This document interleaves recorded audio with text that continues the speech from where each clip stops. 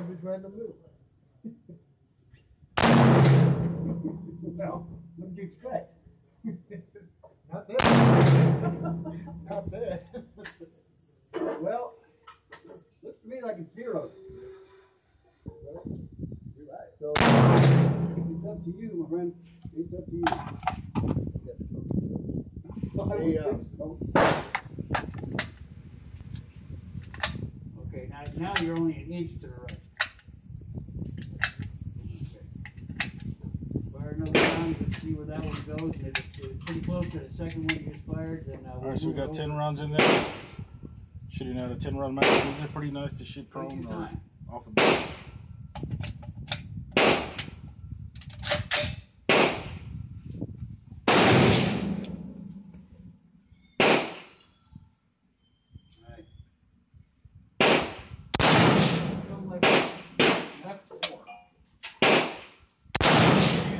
Old rifle, right?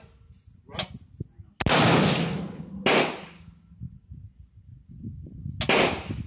I don't know.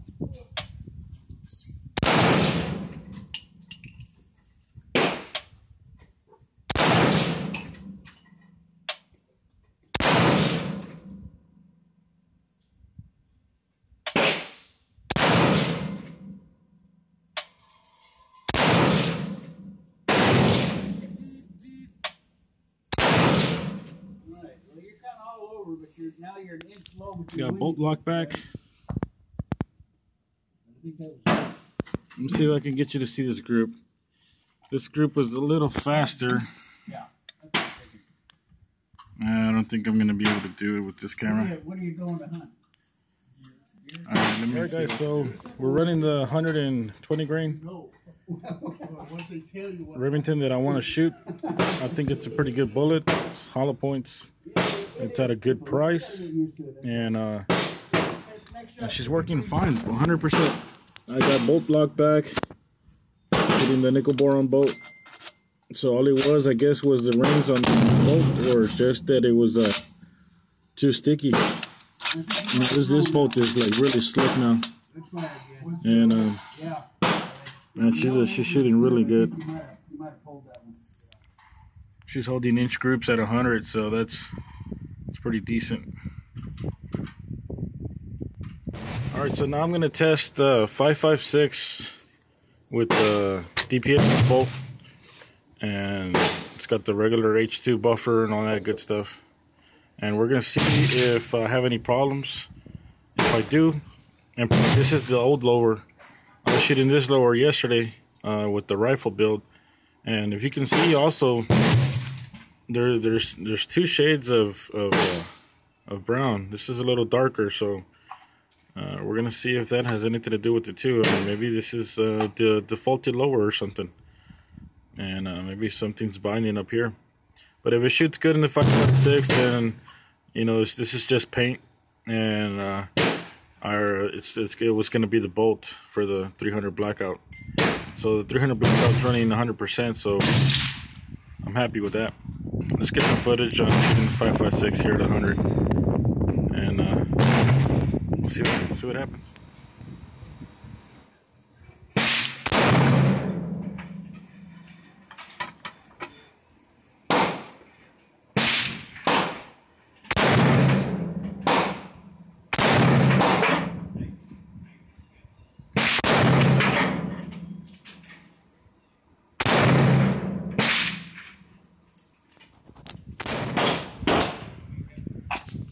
Alright, so this is the shorter buffer spring, and I'm going to show you. I ran a heavy buffer spring on this now, which was I ran a full buffer spring on it, and it was fine. But I felt it, I mean, it feels too soft. I'm almost not comfortable with it feeling that soft. I mean, I want a little bit of recoil, but because it might still be on the gas a little bit. So got an H mark buffer. This is a heavy buffer, and this is a regular buffer. I got the regular buffer on here, and then if you can see here, that's what I cut off from the recoil spring. So I cut a little bit off, and it feels just right with this one. With this one, it almost feels like it wants to jam again. So I'm gonna take that off, put that back on the carbine with the heavy buffer, and then I'll have the light buffer spring or the cut buffer spring and light buffer on the 300 blackout. And it feels more comfortable this way.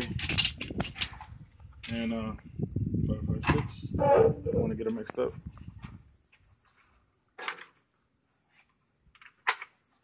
So we'll put this one back on here. This is the heavy buffer.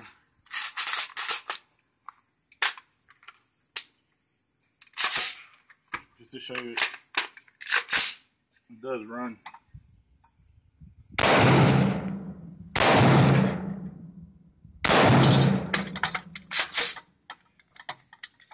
Alright guys, that's it. Obviously it does feel a little sticky and it has oil, but we're gonna see if it plays a role.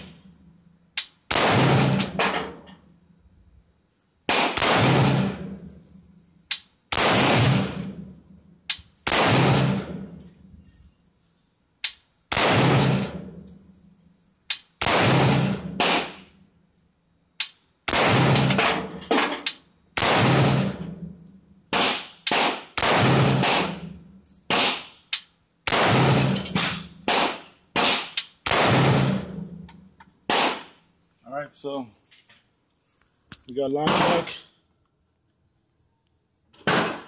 Continues to lock back. Is it fully locked back? Let's see.